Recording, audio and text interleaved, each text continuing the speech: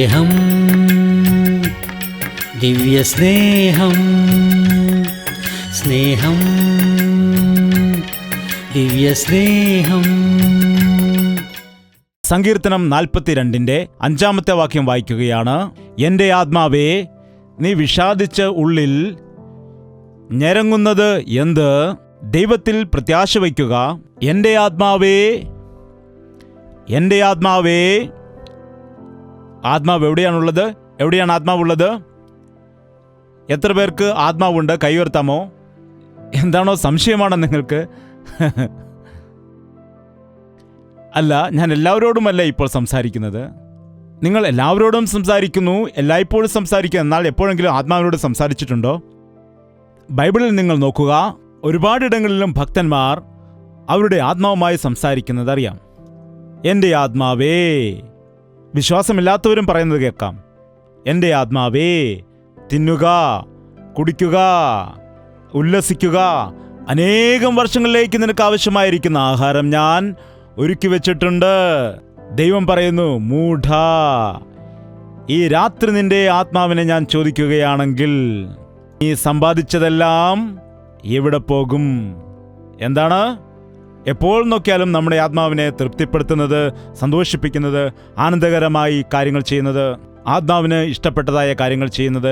എന്നാൽ എപ്പോഴും ഭക്തൻ ചിന്തിക്കേണ്ട കാര്യം എന്താണെന്ന് വെച്ചാൽ, നിന്റെ ആത്മാവ് ആരുടെ കയ്യിലാണുള്ളത്?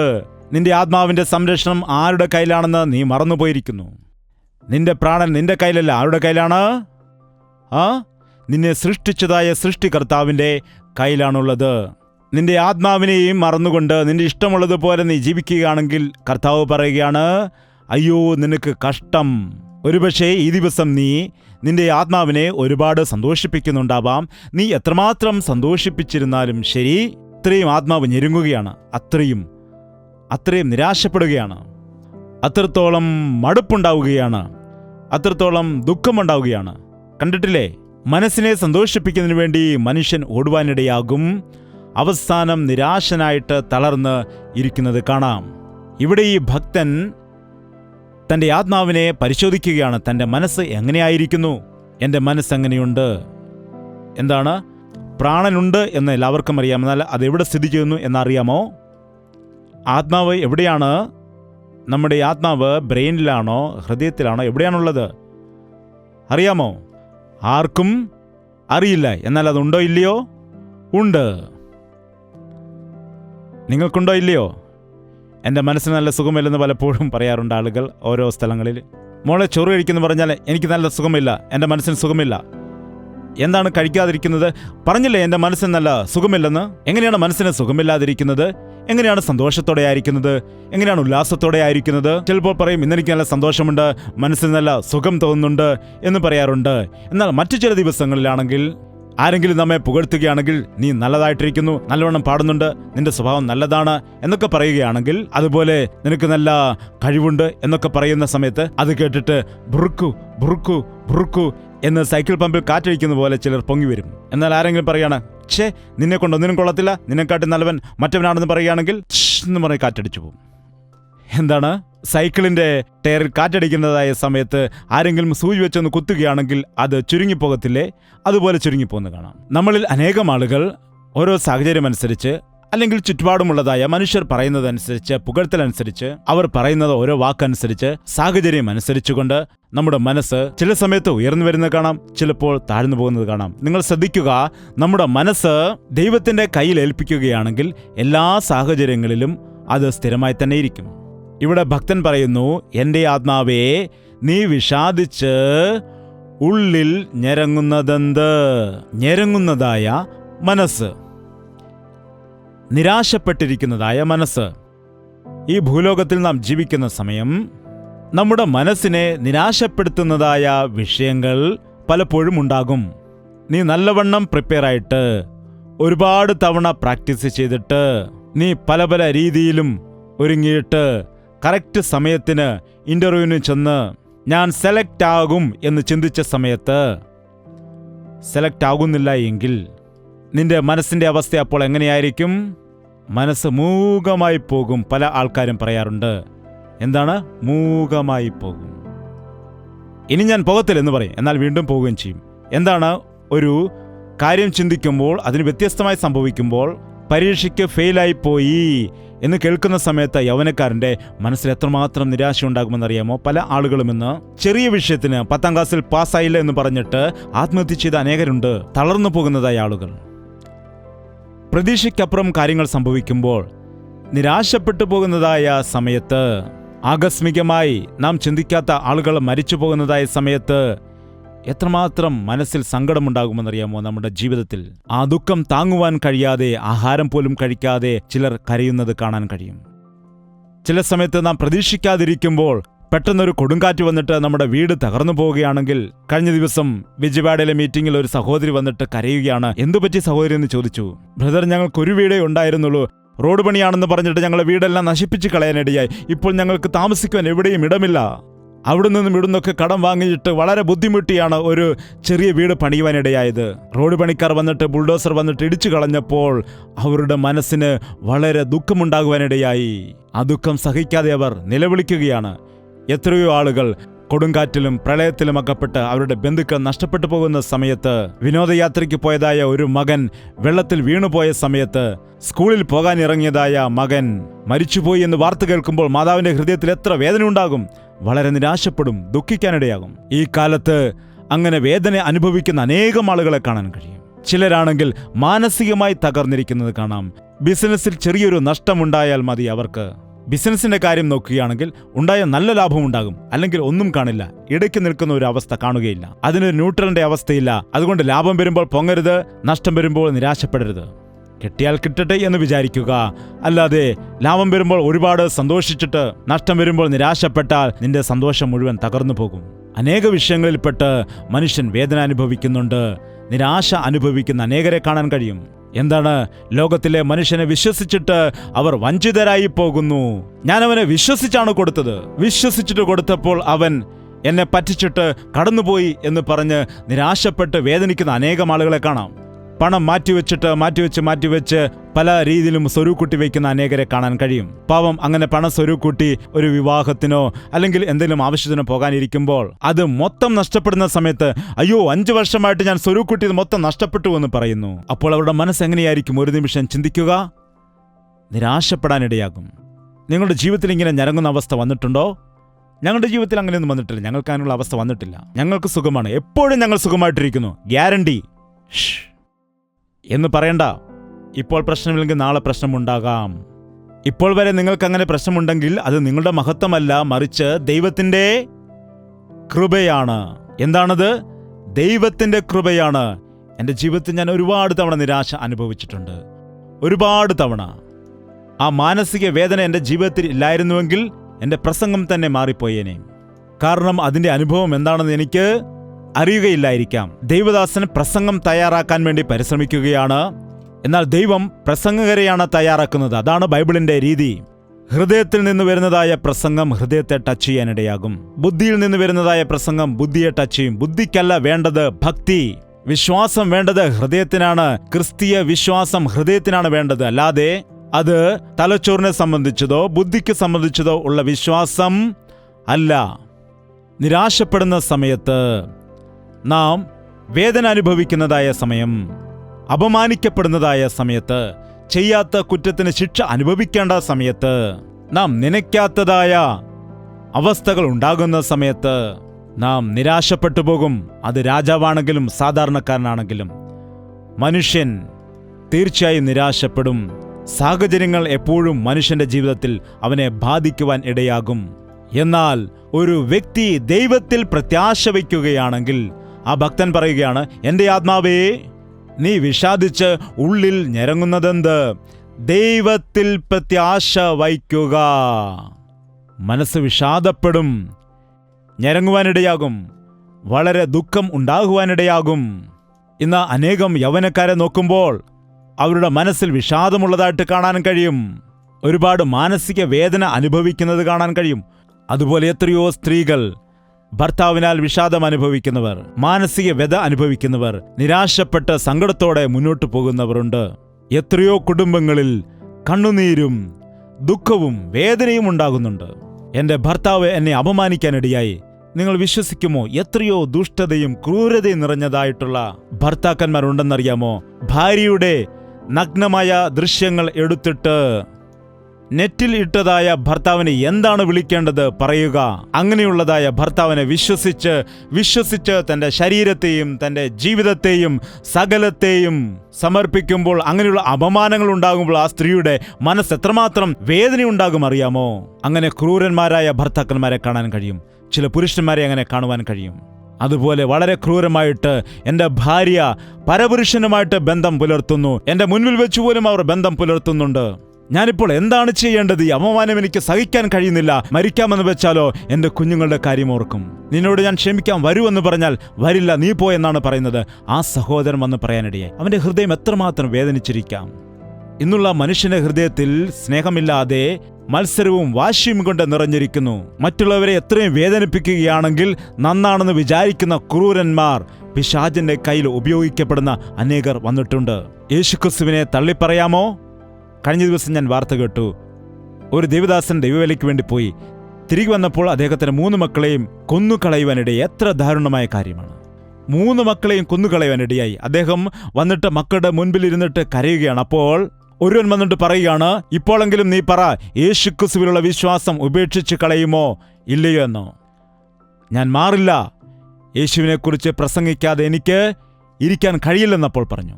യേശുവിൻ്റെ സ്നേഹത്തെ രുചിച്ചറിഞ്ഞ ആളുകൾ അങ്ങനെ നിരാശപ്പെടുന്ന സമയത്ത് പോലും ദൈവത്തിൽ പ്രത്യാശ വയ്ക്കുവാനിടയാകും.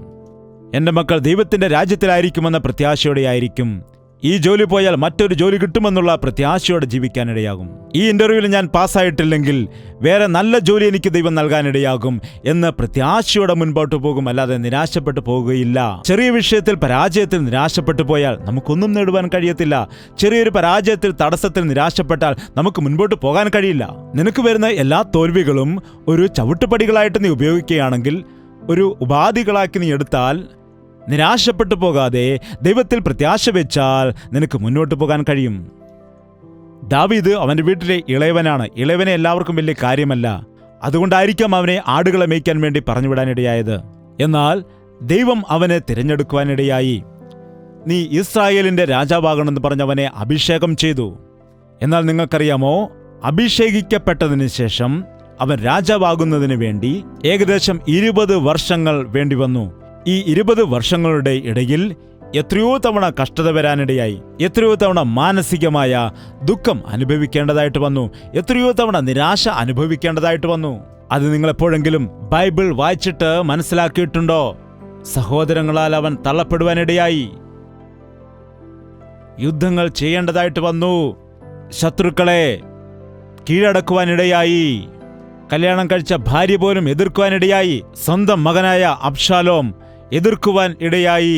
അവനെതിരായിട്ട് മാറിയിട്ട് എത്രമാത്രം ചതി ചെയ്തെന്നറിയാമോ? അവൻ്റെ കൂടെയുണ്ടായിരുന്ന ആളുകളെല്ലാം മാറ്റി വേറെ പാർട്ടി രൂപീകരിച്ചു. എന്നാൽ ഏതെല്ലാം രീതിയിൽ അവൻ വേദന അനുഭവിക്കേണ്ടി വന്നിട്ടും അവൻ നിരാശപ്പെട്ടില്ല. തൻ്റെ ജീവൻ എടുക്കുന്നതിന് വേണ്ടി ശൗൽ അവനെ പിന്തുടർന്നുകൊണ്ടേയിരുന്നു. എന്നാൽ അവൻ ദൈവത്തിൽ പ്രത്യാശ അർപ്പിച്ചു. ദൈവം എന്നെ രാജാവാക്കി മാറ്റുമെന്ന് പറഞ്ഞു. ദൈവം എന്നെ അഭിഷേകം ചെയ്തു. ഈ കഷ്ടതയും ഈ ബുദ്ധിമുട്ടും ഈ പോരാട്ടങ്ങളും ഈ ഞെരുക്കങ്ങളും എല്ലാത്തിൽ നിന്ന് എൻ്റെ ദൈവം എന്നെ വിടുവിക്കുവാനിടയാകുമെന്ന് ദൈവത്തിൽ പ്രത്യാശയോടുകൂടി അവൻ മുൻപോട്ട് പോകുവാനിടയായി. നിങ്ങളുടെ ജീവിതത്തിൽ പരാജയവും നിരാശയും ഉണ്ടാകുന്നുണ്ടോ എന്നെനിക്കറിയില്ല. എന്നോട് നിങ്ങളത് പറയേണ്ട കാര്യവുമില്ല. നിങ്ങളൊന്ന് ചിന്തിച്ചു നോക്കിയാൽ നിങ്ങൾക്ക് മനസ്സിലാക്കാൻ കഴിയും നിങ്ങളുടെ ജീവിതത്തിൽ നിരാശപ്പെട്ട ഒരുപാട് സമയങ്ങൾ ഉണ്ടായിരുന്നുവെന്ന്. ഉണ്ട്. നിങ്ങളത് ഒരുപക്ഷെ മറന്നുപോയേക്കാം. ഒരു സഹോദരൻ ഇപ്രകാരം പറഞ്ഞു, ഞാൻ സങ്കടപ്പെടില്ല. കാരണം എന്താണ്? സങ്കടം വരുമ്പോഴല്ലേ ഞാൻ മദ്യപിക്കാനിടയാക്കുമെന്ന്. കണ്ടില്ലേ, നാം ഷോർട്ട് കട്ട് ഉപയോഗിച്ചുകൊണ്ട് നിരാശകളെ മറികടക്കാൻ വേണ്ടി ശ്രമിക്കും.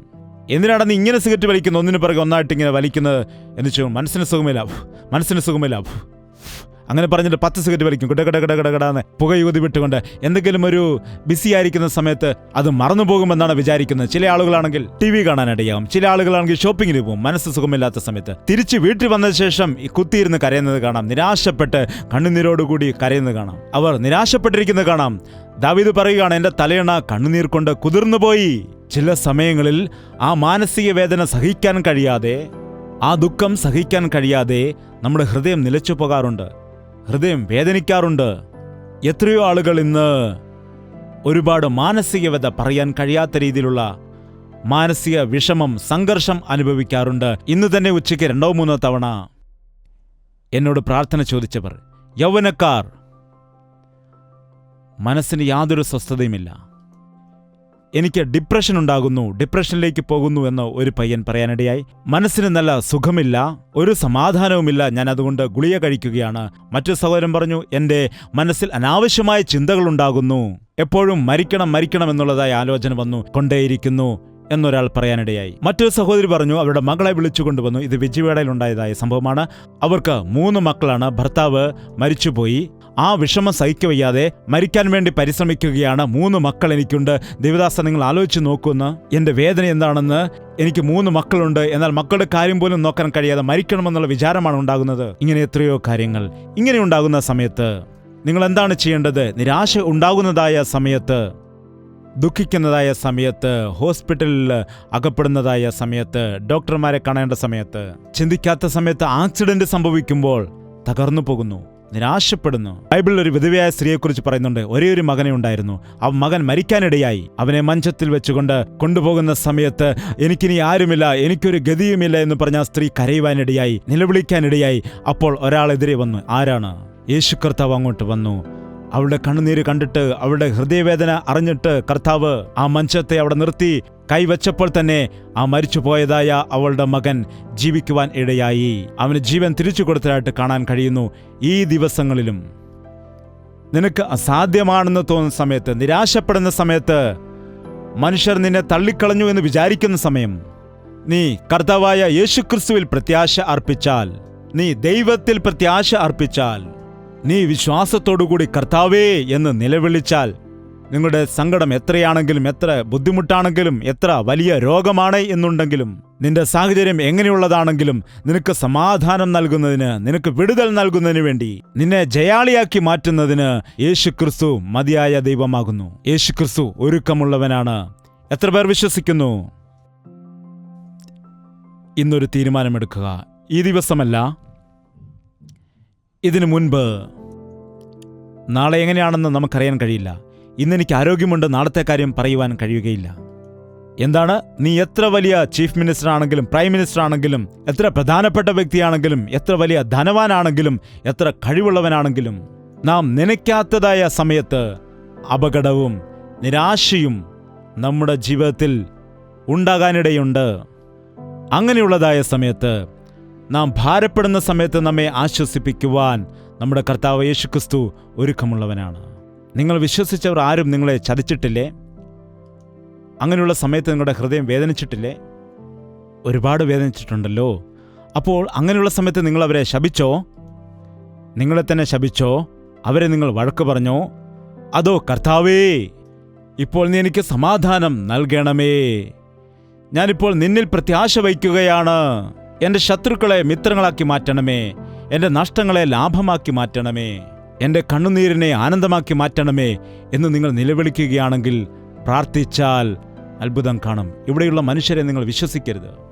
സ്വന്തക്കാരാണെങ്കിലും കൂട്ടുകാരാണെങ്കിലും ആദ്യം പറയും, നല്ലവനാണ്, നല്ലവനാണ്, നല്ലവനാണ്, നല്ലവനാണ്. ആ നല്ലവനെക്കുറിച്ച് പിന്നീട് അവർ തന്നെ ദൂഷിച്ച് പറയാനിടയാകും. ഞാൻ അവനെ വിശ്വസിച്ചു, എന്നെ പിന്നീട് നശിപ്പിച്ചു എന്ന് എത്രയോ ആളുകൾ പറയാറുണ്ട്. ഭക്തൻ എന്താണ് പറയുന്നത്? കൂരിരുളിന്റെ താഴ്വരയിൽ കൂടി നടന്നാലും ഞാൻ ഭയപ്പെടുകയില്ല. എൻ്റെ സ്വന്തക്കാർ എല്ലാവരും എന്നെ വിട്ടുമാറിയാലും ഞാൻ ഭയപ്പെടേണ്ടതായ കാര്യമില്ല. എന്താണ്? ഒരു മാതാവ് മരിച്ചാൽ മക്കൾ എത്രമാത്രം വിഷമിക്കും, ഭാര്യ മരിച്ചാൽ ഭർത്താവ് എത്രമാത്രം ദുഃഖിക്കും, ഭർത്താവ് മരിച്ചാൽ ഭാര്യ എത്ര ദുഃഖിക്കും. ഈ കാലത്ത് ദുഃഖം സഹിക്കാതെ ഹൃദയം പൊട്ടി മരിക്കുന്നതായ ഒരുപാട് പേരെ കാണാൻ കഴിയും. സങ്കടം സഹിക്കാതെ വിഷമിക്കുന്ന ഒരുപാട് പേരെ കാണാം. ഒരു കാര്യം മാത്രം ഓർമ്മയിൽ വയ്ക്കുക, നിനക്കുള്ളവരെല്ലാം നിന്നെ വിട്ടുപോയാലും, നിനക്കുള്ളതെല്ലാം നിനക്ക് നഷ്ടമായാലും, നിന്നെ വിടാതെ ഉപേക്ഷിക്കാത്ത ഒരുവൻ നമുക്കുണ്ട്. കൂരിരുൾ താഴ്വരയിൽ കൂടി നടന്നാലും ഒരു അപായവും നിനക്ക് വരാതെ നിന്നെ കാത്തു സൂക്ഷിക്കുന്ന ഒരു ദൈവമുണ്ട്. പച്ചയായ പുൽപ്പുറങ്ങളിൽ കൂടി നിന്നെ നടത്തുന്ന ഒരു ദൈവം നിനക്കുണ്ട്. അവൻ്റെ വടിയും അവൻ്റെ കോലും നിന്നെ ആശ്വസിപ്പിക്കുവാൻ ഇടയാകും. ആ ദൈവമാണ്. എൻ്റെ പാനപാത്രവും നിറഞ്ഞു കവിയും, നന്മയും കരുണയും എന്നെ പിന്തുടരും, എൻ്റെ ജീവിതത്തിൽ അനുഗ്രഹം ഉണ്ടാകുമെന്നാണ്. യേശുക്രിസ്തുവിൽ വിശ്വസിക്കുന്നവർക്കുണ്ടായിരിക്കുന്നതായ ഈ വലിയൊരു പ്രത്യാശ നാം മനസ്സിലാക്കിയാൽ നിരാശപ്പെടേണ്ടതായ കാര്യമില്ല. ചെറിയ ചെറിയ കാര്യങ്ങളിൽ പരാജയപ്പെടുമ്പോൾ, ചെറിയ ചെറിയ നഷ്ടങ്ങൾ ജീവിതത്തിൽ ഉണ്ടാകുമ്പോൾ, ചെറിയ ചെറിയ നഷ്ടങ്ങൾ സംഭവിക്കുമ്പോൾ, മറ്റുള്ളവർ നമ്മെ കൈവിടുന്ന സമയത്ത്, ബന്ധുക്കാരും സ്വന്തക്കാരും നമ്മെ ഉപേക്ഷിക്കുന്നതായ സമയത്ത്, കൈവിടപ്പെടുമ്പോൾ, നാം പ്രതീക്ഷിച്ചതായ ആളുകൾ നമ്മെ സഹായിക്കാതിരിക്കുമ്പോൾ, നമ്മെ കൈവിടുന്നതായ സമയത്ത് എന്താണ് തോന്നുന്നത്? നമ്മുടെ ഹൃദയത്തിൽ വേദന അനുഭവപ്പെടും. എപ്പോഴും നിങ്ങൾ ചിന്തിക്കുക, നിങ്ങളുടെ മനസ്സിന് നല്ല സുഖമില്ലാതിരിക്കുമ്പോൾ, മനസ്സിന് നല്ല സന്തോഷമില്ലാതെ, വ്യസനത്തോടെ, വിഷാദത്തിലായിരിക്കുമ്പോൾ, എന്തെങ്കിലും ദുഃഖം നിങ്ങളെ വേട്ടയാടുമ്പോൾ, എന്തെങ്കിലും വേദനയാൽ നിങ്ങൾ ഭാരപ്പെട്ടിരിക്കുമ്പോൾ, ഒരു ആകുലത ഉണ്ടാകുന്ന സമയം, എന്തുകൊണ്ട് ഞാൻ ഇങ്ങനെ തന്നെ ഇരിക്കണം എന്ന് ചിന്തിച്ചുകൊണ്ട്, എൻ്റെ ആത്മാവേ, നീ എന്തുകൊണ്ട് വിഷാദിച്ചിരിക്കുന്നു? എന്തുകൊണ്ടാണ് ദുഃഖിച്ചിരിക്കുന്നത്? ഓഹോ, അവർ അങ്ങനെ പറഞ്ഞത് കൊണ്ടാണോ? ഓഹോ, ഇതിങ്ങനെ നടന്നത് കൊണ്ടാണോ? ആഹാ, ഇത് കാരണമാണോ എന്ന് നിങ്ങൾക്ക് അത് പരിശോധിക്കാൻ കഴിയുമെങ്കിൽ, ഒന്ന്, നിങ്ങൾക്കുണ്ടായ ആ സംശയത്തെ, നിങ്ങൾക്കുണ്ടായ ആ ഭാരത്തെ, നിങ്ങൾക്കുണ്ടായതായ ആ നിരാശയെ, ആ വേദനയെ കർത്താവിന്റെ കരങ്ങളിൽ ഏൽപ്പിച്ചു കൊടുത്തുകൊണ്ട് മുഴങ്കാൽ മടക്കി കർത്താവിനോട് നിങ്ങൾക്ക് പ്രാർത്ഥിക്കാൻ കഴിഞ്ഞാൽ, നിങ്ങളുടെ പ്രാർത്ഥന കേട്ട് ആ അവസ്ഥയിൽ നിന്ന് നിങ്ങളെ കർത്താവ് വിടുവിക്കും. നിങ്ങളുടെ ആത്മാവിന് സമാധാനം നൽകും, സന്തോഷം നൽകുവാൻ ഇടയാകും അവൻ. ഈ ലോകത്തിലായിരിക്കുമ്പോൾ ഒരു മനുഷ്യന് പോലും പറയാൻ കഴിയില്ല, ഞാൻ അപ്സെറ്റ് ആകില്ല, ഞാൻ വേദനിക്കില്ല, ഞാൻ ടെൻഷൻ അടിക്കുകയില്ല എന്ന് ഒരിക്കലും പറയുവാൻ കഴിയില്ല. യേശുക്രിസ്തുവിൽ വിശ്വസിക്കാത്തതായ ആളുകൾ അവരുടെ ജീവിതത്തിൽ ടെൻഷൻ വരാതെ, നാം മുമ്പ് പറഞ്ഞതുപോലെ മദ്യപാനം കൊണ്ട്, പുകവലി കൊണ്ട്, ഓരോരോ കാര്യങ്ങൾ ചെയ്ത്, മറ്റു കാര്യങ്ങൾ ചെയ്തുകൊണ്ട് അത് അണയ്ക്കുവാൻ ശ്രമിക്കുന്നു. എന്നാൽ നിരാശപ്പെട്ടിരിക്കുന്നവരെ ആശ്വസിപ്പിക്കാൻ വന്നതായ കർത്താവ്, വീണുകിടക്കുന്ന ആളുകളെ എഴുന്നേൽപ്പിക്കാൻ വന്നതായ കർത്താവ്, നിന്റെ വിഷമം എന്താണെങ്കിലും, നിന്റെ ദുഃഖം എന്താണെങ്കിലും, നിന്റെ വേദന എന്താണെങ്കിലും, നിരാശ എന്താണെങ്കിലും, നീ ആലോചിച്ച് മടുത്തുപോയ വിഷയം എന്താണെങ്കിലും അതിനെ ക്രമീകരിക്കാൻ കർത്താവ് ഒരുങ്ങിയിരിക്കുന്നു. കുഞ്ഞുങ്ങളുണ്ടായില്ല എന്ന് പറഞ്ഞ് സങ്കടപ്പെടുന്ന എത്രയോ ആളുകളുണ്ട്. എൻ്റെ മക്കൾക്ക് വിവാഹം നടക്കുന്നില്ല എന്ന് പറഞ്ഞ് നിരാശപ്പെടുന്നവർ എത്രയോ ഉണ്ട്. കടഭാരം കൂടിക്കൂടി വരുന്നു, ഇതെങ്ങനെയാണ് തീർക്കേണ്ടതെന്ന് ആലോചിച്ച് നിരാശപ്പെടുന്നവർ എത്രയോ ആളുകളുണ്ട്. പല പല വിഷയങ്ങളെക്കുറിച്ച് മനുഷ്യരോട് ഞാൻ സംസാരിക്കാറുണ്ട്. എന്നാൽ ഇതുവരെ ആരും പോലും എനിക്കൊരു സങ്കടവുമില്ല എന്ന് പറഞ്ഞ് ആരും തന്നെ വന്നിട്ടില്ല. അവരെന്തിന് എൻ്റെ അടുക്കൽ വരണം? അവരെൻ്റെ അടുക്കൽ വരികില്ല, യേശുക്രിസ്തുവിൻ്റെ അടുക്കിലേക്കും വരില്ല. എന്താണ്? ഒരു കഷ്ടതയുമില്ലാത്തവർക്ക്, പണമുള്ളവർക്ക്, സുഖമുള്ളവർക്ക് അതിൻ്റെ ഒന്നും ആവശ്യമില്ല. അവസാനം എല്ലാം നഷ്ടപ്പെട്ടിട്ട് ആ മുടിയനായ പുത്രൻ തിരിച്ചു വന്നതുപോലെ, അവസാനം പന്നിയുടെ തീറ്റ കഴിക്കേണ്ടി വന്നപ്പോഴാണല്ലോ ദൈവത്തിൻ്റെ അടുക്കിലേക്ക് വന്നത്. എല്ലാം ഉണ്ടായിരുന്നപ്പോൾ പിതാവിൻ്റെ അടുക്കൽ നിന്ന് പോയല്ലോ. ഇന്ന് ഒരുപാട് കഷ്ടതയിലും വേദനയിലുമായിരിക്കുന്നതായ മനുഷ്യരെ കാണുന്ന സമയത്ത് നിങ്ങൾ നോക്കുക, അതിൻ്റെ പരിഹാരം ഈ ബൈബിളിലുണ്ട്. അതിൻ്റെ പരിഹാരം കർത്താവായ യേശുക്രിസ്തുവിൻ്റെ നാമത്തിലുണ്ട്. നിങ്ങൾക്ക് എപ്പോൾ എന്ത് ബുദ്ധിമുട്ട് ഉണ്ടായാലും ശരി, നിങ്ങൾ എത്രമാത്രം ഭാരപ്പെട്ടാലും ശരി, ബൈബിൾ വായിക്കുക, നിങ്ങൾ ദൈവത്തിൽ പ്രത്യാശ വയ്ക്കുക. നിങ്ങളുടെ ഇരുട്ടിനെ വെളിച്ചമാക്കി മാറ്റാൻ കഴിയുന്നവൻ, നിങ്ങളുടെ ദുഃഖത്തെ സന്തോഷമായി മാറ്റാൻ കഴിയുന്നവൻ, നിങ്ങളുടെ സങ്കടത്തെ ആശ്വസിപ്പിക്കുവാൻ കഴിയുന്നവൻ, നിങ്ങളുടെ പ്രശ്നങ്ങൾക്ക് പരിഹാരം നൽകാൻ കഴിയുന്നവനാണ് നമ്മുടെ കർത്താവായ യേശുക്രിസ്തു. കാരണം നമ്മെപ്പോലെ എല്ലാ വിഷയത്തിലും അവനും പരീക്ഷിക്കപ്പെട്ടു, എന്നാൽ പാപം ചെയ്യാത്തവനായി നിന്നു. അവൻ ജയം നേടുവാനിടയായി, മരണത്തെ ജയിക്കുവാൻ ഇടയായി. ആ കർത്താവിനെ നിന്റെ രക്ഷകനായി നീ സ്വീകരിക്കുകയാണെങ്കിൽ, നീ നിരാശപ്പെടുന്ന സമയത്ത്, നീ ഭാരത്താലും വിഷമത്താലും ആയിരിക്കുന്ന സമയം, നീ കർത്താവേ എന്ന് നിലവിളിച്ചാൽ അവന്റെ ആശ്വാസത്തിന്റെ കരം നിന്നെ ആശ്വസിപ്പിക്കാനിടയാകും. നമുക്ക് പ്രാർത്ഥിക്കാം. ദയവ് ചെയ്ത് എല്ലാ വ്യക്തികളും കരങ്ങൾ ഉയർത്തി, യേശുവേ എന്നെ ആശ്വസിപ്പിക്കണമേ, കർത്താവേ എന്നെ ബലപ്പെടുത്തണമേ. എൻ്റെ ഹൃദയത്തോട് ഞാൻ എപ്പോഴും സംസാരിച്ച് എൻ്റെ മനസ്സിനെ സ്വസ്ഥമാക്കിയിരുത്തുവാൻ എന്നെ സഹായിക്കുമാറാകണമേ. കർത്താവേ, നിരാശ കടന്നു വരുമ്പോഴെല്ലാം ഒന്ന് നിന്ന് ചിന്തിച്ചിട്ട് എന്തുകൊണ്ട് ഞാൻ ഇങ്ങനെ നിരാശപ്പെടുന്നു എന്ന് പരിശോധിച്ചുകൊണ്ട് ഞങ്ങളുടെ ഹൃദയത്തെ ക്രമീകരിക്കുവാൻ സഹായിക്കണമേ. നിന്റെ സമാധാനം ഞങ്ങളുടെ ഹൃദയത്തിൽ വാഴുവാൻ നീ ഇടയാക്കണമേ. ഒരുപക്ഷെ ഏതെല്ലാം വിഷയങ്ങളാണ് നിങ്ങളെ ഭാരപ്പെടുത്തുന്നത്, ഏതെല്ലാം വിഷയങ്ങളാണ് നിങ്ങളെ നിരാശപ്പെടുത്തുന്നത്, ഏതെല്ലാം വിഷയങ്ങളിലാണ് നിങ്ങൾ ഭാരപ്പെട്ടുകൊണ്ടിരിക്കുന്നത്, ഏതെല്ലാം വിഷയങ്ങളിലാണ് നിങ്ങൾ വീണുപോകുന്നത്, ഏത് വിഷയത്തിലാണ് നിങ്ങൾ ചിന്തിക്കുന്നത് പോലെ നടക്കാതെ ഇരിക്കുന്നത്, ആ വിഷയങ്ങളെല്ലാം കർത്താവിന്റെ കരങ്ങളേൽപ്പിച്ച്, കർത്താവെ ഞാൻ നിന്നിൽ പ്രത്യാശ അർപ്പിക്കുന്നു എന്ന് വായു തുറന്ന് പ്രാർത്ഥിക്കുക. നിന്റെ കുടുംബത്തെ പണിയുന്നവൻ, നിന്റെ രോഗങ്ങളെ സൗഖ്യമാക്കുന്നവൻ, നിന്റെ സാമ്പത്തിക ബുദ്ധിമുട്ടിൽ നിന്ന് വിടുവിക്കുവാൻ കഴിയുന്നവൻ, വൈദ്യന്മാർക്ക് അസാധ്യമായത് ദൈവത്തിന് സാധ്യമാണെന്ന് വിശ്വസിക്കുക. നീ വിശ്വസിക്കുന്ന ദൈവം എത്ര വലിയ ദൈവമാണെന്ന് നീ തിരിച്ചറിയുക, മനസ്സിലാക്കുക. നിനക്ക് വേണ്ടി പ്രാണൻ നൽകിയ കർത്താവ് നിന്നെ എത്രമാത്രം സ്നേഹിക്കുന്നുവെന്ന് തിരിച്ചറിയൂ. നിന്നെ ആശ്വസിപ്പിക്കുന്നതിന് വേണ്ടി, നിന്നെ ബലപ്പെടുത്തുവാൻ, നിന്നെ സഹായിക്കുവാൻ, നിന്റെ പക്ഷത്ത് നിന്ന് നിന്റെ ശത്രുക്കളോട് പോരാടുവാൻ കർത്താവ് ആഗ്രഹിക്കുന്നു. നീ അവനെ ക്ഷണിക്കുക. കർത്താവേ, നിന്റെ ഹൃദയത്തിലേക്ക് വരണമേ. കർത്താവേ, നീ എൻ്റെ രക്ഷകനായിരിക്കണമേ, എൻ്റെ സഹായകനായിരിക്കണമേ എന്ന് നീ ചോദിക്കുകയാണെങ്കിൽ നിന്റെ ഹൃദയത്തിൽ ദൈവിക സമാധാനം പകർന്ന് നിന്നെ വിടുവിക്കുന്ന ദൈവമാണവൻ. പ്രാർത്ഥന. പരിശുദ്ധനായ സ്നേഹമുള്ള പിതാവേ, ഒരിക്കൽ കൂടി നീ ഞങ്ങളെ ദർശിക്കണമേ. എത്രയോ തവണകളിൽ ഞങ്ങൾ അറിയാതെ തന്നെ ഞങ്ങൾ നിരാശയിൽ അകപ്പെട്ടു പോകുന്നു. മാനസികമായി തകർന്നു പോകുന്നപ്പാ, മാനസികമായി വീണു പോകുന്നു, ഹൃദയത്തിൽ വിഷാദം അനുഭവിക്കുന്നു, ജീവിതത്തോട് തന്നെ വിരക്തിയുണ്ടാകുന്നു. അങ്ങനെയുള്ളതായ സമയങ്ങളിൽ നിന്നിൽ പ്രത്യാശ അർപ്പിക്കുവാൻ ഞങ്ങളെ സഹായിക്കണമേ. എന്നെ സ്നേഹിക്കുന്ന യേശു ഉണ്ടെന്നുള്ള പ്രത്യാശ എനിക്ക് നൽകണമേ. എടുത്തുചാടി തീരുമാനമെടുത്ത് മരണത്തിലേക്ക് ചൂടുവയ്ക്കാനുള്ളതായ ആഗ്രഹങ്ങളെ മാറ്റണമേ. മാറാരോഗങ്ങളായിരിക്കുന്ന അനേകം ആളുകളെ നസ്രയനായ യേശുക്രിസ്തുവിന്റെ നാമത്തിൽ സൗഖ്യപ്പെടുത്തുകയാണ്. പലവിധമായ ഭാരത്താലായിരിക്കുന്നവരെ നസ്രയനായ യേശുക്രിസ്തുവിന്റെ നാമത്തിൽ വിടുവിച്ചെടുക്കുകയാണപ്പാ. കുടുംബ പ്രശ്നങ്ങളിൽ, കലഹങ്ങളിൽപ്പെട്ട് ഭാര്യയ്ക്കും ഭർത്താവിനും തമ്മിൽ സമാധാനമില്ലാത്തതായ കുടുംബങ്ങളെ ഈ ദിവസം വിടുവിച്ചെടുക്കുകയാണ്. നിന്റെ സ്നേഹത്താൽ അവരെ നീ നിറയ്ക്കുമാറാകണമേ. കുഞ്ഞുങ്ങളില്ലാത്തവരെ ഈ ദിവസം തന്നെ നീ ദർശിച്ചിട്ട്, ഉദരഫലം ദൈവത്തിന്റെ ദാനമാണ്, മക്കൾ യഹോവ നൽകുന്ന അവകാശമെന്ന് അവരുടെ ജീവിതത്തിൽ മനസ്സിലാക്കുന്നതിനു വേണ്ടി അവരുടെ ഗർഭത്തെ നീ ഇന്ന് തുറക്കുമാറാകണമേ. വിവാഹം കഴിഞ്ഞിട്ട് കുടുംബത്തിൽ ഇപ്പോഴും സമാധാനമില്ലാതെ ജീവിക്കുന്ന അനേകം ആളുകളുടെ ജീവിതത്തിലെ പിശാചിന്റെ സകല ബന്ധനങ്ങളിൽ നിന്നും അവരെ വിടുവിച്ചെടുക്കുകയാണ്. അവരുടെ കുടുംബങ്ങളെ ഒരുമിപ്പിക്കണമെന്ന് പ്രാർത്ഥിക്കുകയാണ്.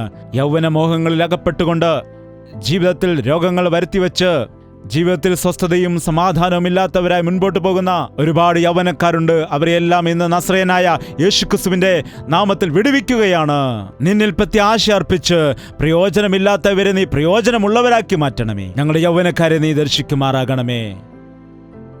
ആരോഗ്യം നഷ്ടപ്പെട്ട് ബലമില്ലാതായി വാർദ്ധക്യകാലത്തായിരിക്കുന്നവരെ, എന്റെ മക്കൾ എന്നെ നോക്കുന്നില്ല, എല്ലാവരും എന്നെ ഉപേക്ഷിച്ചു കളഞ്ഞു എന്ന് ഭാരപ്പെടുന്ന വൃദ്ധ മാതാപിതാക്കളെ നീ ദർശിക്കണമേ.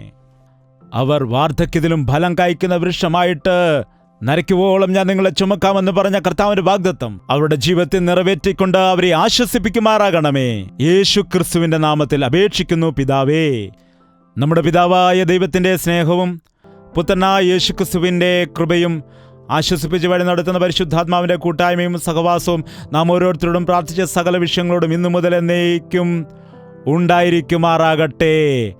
ആമേൻ, ആമേൻ, ആമേൻ. യേശുവേ, യേശുവേ, യേശുവേ, യേശുവേ, യേശുവേ, യേശുവേ, യേശുവേ, യേശുവേ. നിന്നെ നിന്നെ എന്നും ഞാൻ സേവിക്കും, നീ മാത്രം നീ മാത്രം രാജാവെന്നും. നിന്നെ നിന്നെ എന്നും ഞാൻ സേവിക്കും, നീ മാത്രം രാജാവെന്നും. യേശുവേ, യേശുവേ, യേശുവേ, യേശുവേ, യേശുവേ, യേശുവേ, യേശുവേ, യേശുവേ, യേശുവേ, യേശുവേ, യേശുവേ.